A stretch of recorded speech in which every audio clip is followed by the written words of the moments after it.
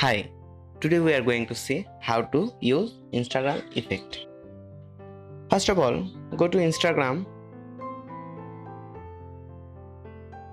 Here, swipe right from anywhere in the feed.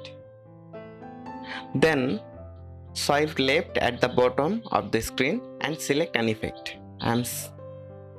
There is more effects you can change. Then you can take photo or tap to hold to take video. I am taking the photo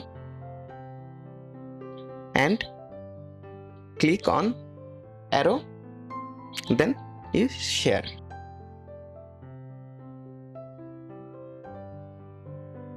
and click on done. So that's how to use Instagram effect.